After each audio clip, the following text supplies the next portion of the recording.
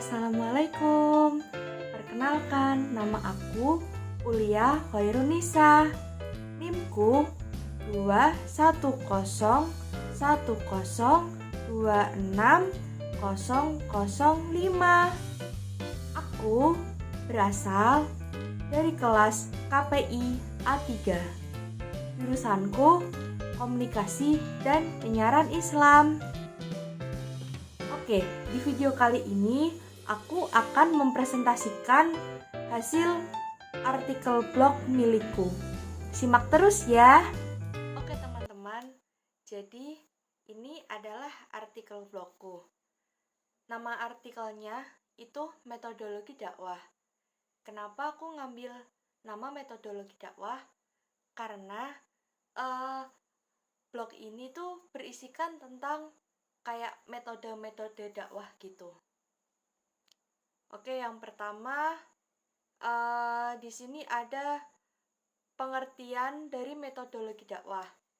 Nah, di metodologi dakwah ini mempelajari berbagai macam teori-teori berdakwah. Nah, metodologi dakwah itu merupakan ilmu yang mengkaji tentang konsep teoritis dari berbagai tata cara atau metode yang digunakan oleh dai untuk menyampaikan dakwah Islam kepada mat'u. Apa saja sih yang dipelajari dalam metodologi dakwah? Nah, dalam metodologi dakwah itu mempelajari banyak hal yang berkaitan dengan metode-metode dakwah yang dilakukan oleh berbagai kalangan. Mempelajari tentang sifat filsafat ilmu metodologi dakwah, mempelajari sumber-sumber metodologi dakwah dari Al-Quran maupun hadis, dan mempelajari macam-macam metode-metode dakwah. Nah, di sini tuh ada 3 macam metode dakwah, yaitu dakwah bilisan, merupakan metode dakwah yang dilakukan secara lisan, seperti ceramah, khotbah, pidato, khotbah Jumat, dan lain-lain. Lalu ada dakwah bil qalam. Dakwah bil qalam itu metode dakwah yang menggunakan tulisan. Contohnya seperti artikel, lalu ada buku, ada majalah, dan lain sebagainya. Yang terakhir ada dakwah bil hal. Dakwah bil hal merupakan metode dakwah dengan perbuatan yang nyata. Jadi kayak metode dakwahnya tuh dari perilaku gitu loh. Nah, contohnya itu kayak mengajak teman sholat, ayo sholat, udah waktunya sholat, terus ngajak buat berbuat baik, nah, dan yang lain sebagainya.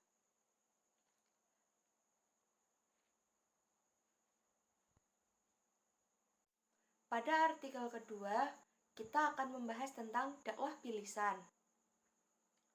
Dakwah pada dasarnya penyampaian ajaran Islam kepada manusia, baik secara lisan maupun dalam bentuk perilaku yang diarahkan menuju kebaikan. Nah, salah satu dari penyampaian dakwah ini adalah dakwah bilisan. Nah, di artikel ini kita akan membahas tentang pengertian dakwah bilisan, kelebihan, serta kekurangannya. Nah, yang pertama mulai dari pengertian dakwah bilisan. Dakwah bilisan dapat diartikan sebagai penyampaian informasi atas pesan dakwah melalui lisan. Dakwah bilisan merupakan suatu ajakan atau penyebar luasan nilai-nilai keagamaan dengan pendekatan komunikasi verbal melalui bahasa lisan dan tulisan, seperti ceramah, pidato, tulisan, dan karangan. Dakwah bilisan merupakan dakwah yang dilaksanakan melalui lisan, yang dilakukan antara lain dengan ceramah, khutbah, diskusi, nasihat, dan lain-lain. Dakwah bilisan juga dapat diartikan sebagai tata cara pengutaraan dan penyampaian dakwah yang lebih berorientasi kepada ceramah, pidato, tatap muka, dan sebagainya. Selanjutnya, kita akan membahas tentang kelebihan dakwah bilisan. Beberapa kelebihan dakwah bilisan antara lain ada yang pertama, dalam waktu relatif singkat dapat disampaikan bahan materi dakwah sebanyak-banyaknya. Lalu memungkinkan dai menggunakan pengalaman, keistimewaan, dan kebijaksanaannya, sehingga mat'u mudah tertarik dan menerima ajarannya. Selanjutnya, dai lebih mudah menguasai seluruh mat'unya. Yang keempat, bila diberikan dengan baik, dapat menstimulir mat'u untuk mempelajari materi atau isi kandungan yang telah disampaikan. Yang kelima, biasanya dapat meningkatkan derajat atau status popularitas dai. Contohnya, dengan dakwah bilisan, Gus Miftah jadi viral karena penyampaian dakwahnya yang unik dan beda dari yang lain. Lalu yang terakhir, ada metode ceramah ini lebih fleksibel, artinya mudah disesuaikan dengan situasi dan kondisi, serta waktu yang tersedia. Jika waktu terbatas, dapat sedikit bahan materi yang dapat dipersingkat, dan sebaliknya, disampaikan bahan yang sebanyak-banyaknya dan lebih mendalam jika waktunya lama.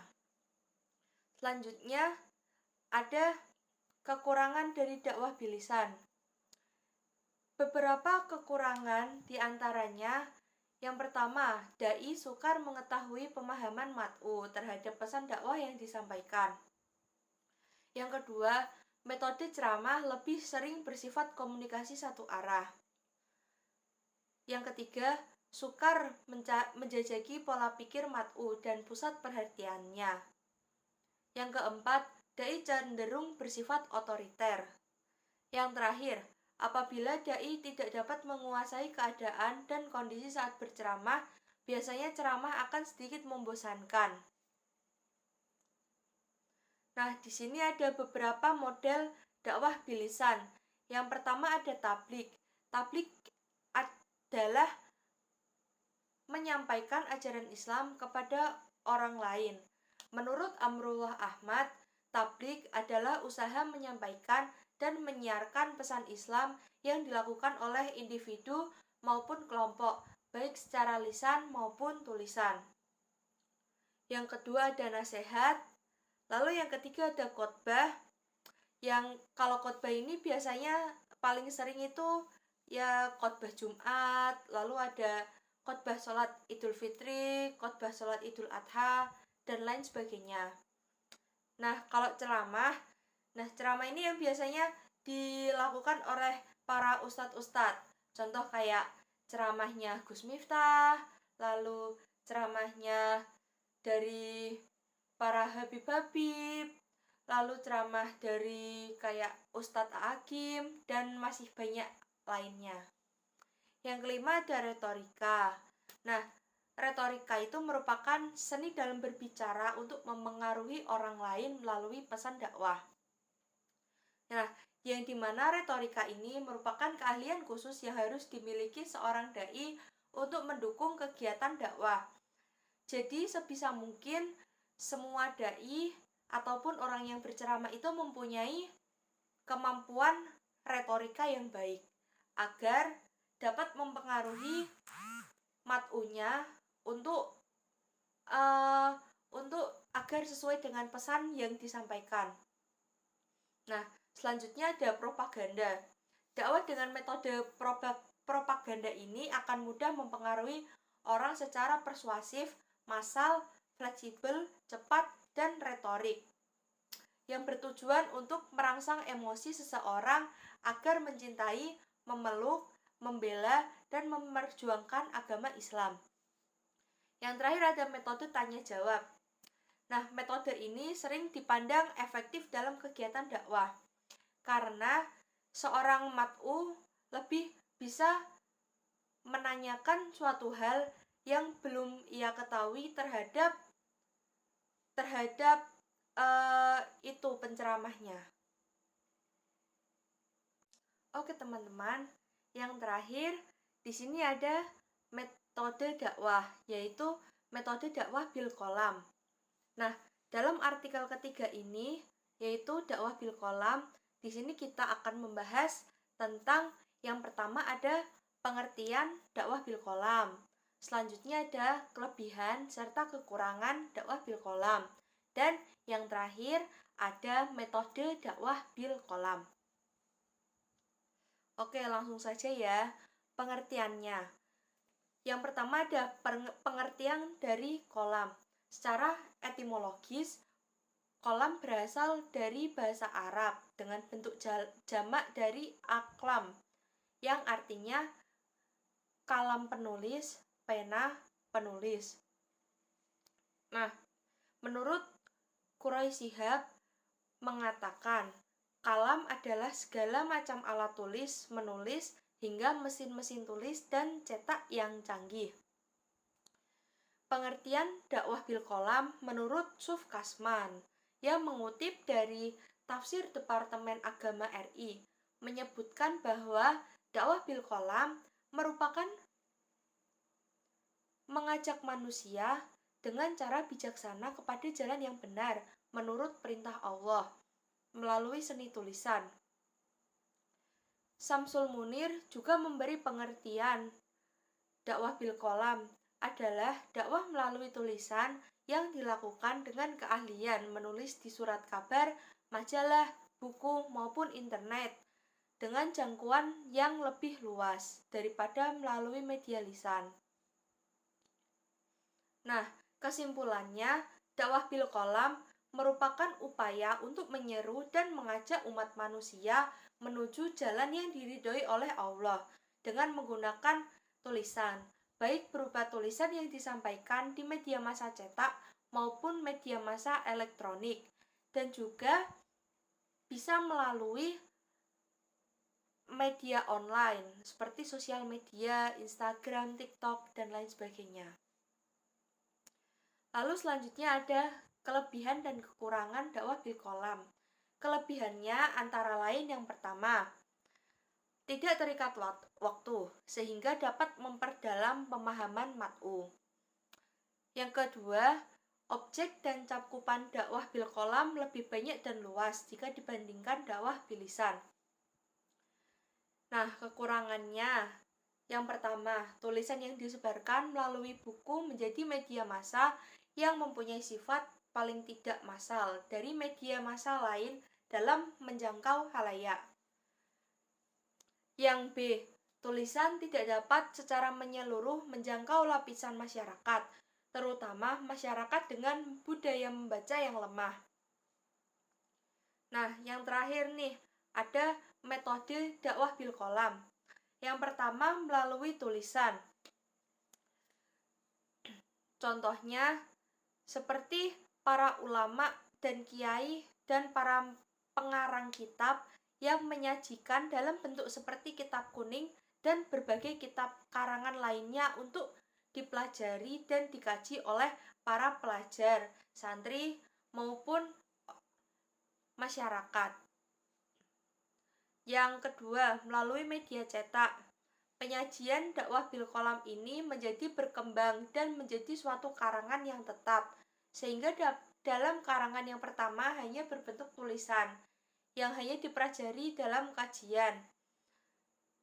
Nah, dalam media cetak ini lebih mudah disajikan dengan bahasa dan kemasan yang mudah untuk dipahami. Seperti halnya dalam koran, majalah, tabloid, banner, pamflet, dan apapun itu yang mengandung unsur kata-kata Islam. Contohnya seperti ayo mengaji, ayo bersedekah. Nah, contohnya tuh kayak gitu tuh. Nah, sehingga tuh bisa dapat diterima dengan mudah oleh seluruh orang yang membacanya. Bahkan sekedar melihat pun mungkin orang udah bisa memahami pesan dari tulisan tersebut. Nah, yang terakhir ada melalui media online. Nah, dengan berkembangnya teknologi, media dakwah menjadi sangat berkembang. Begitu pula dengan metode dakwah bil kolam. Dakwah bil kolam sangat bisa sekali dilakukan dengan media online, dengan banyak platform digital yang dapat dimanfaatkan sebagai media dakwah. Contohnya seperti Instagram, Facebook, TikTok, terus ada Pinterest, nah dan masih banyak lagi. Penggunaan media online dalam dakwah bil qalam ini mempermudah penyampaian pesan karena aksesnya itu lebih mudah dan jangkauan audiensnya itu jelas lebih luas dibandingkan dengan media cetak maupun media lainnya. Karena kenapa jangkauannya bisa lebih luas? Karena pasti seluruh zaman sekarang kan seluruh manusia itu kan bisa mengakses internet. Jadi secara tidak langsung kita semua ini bisa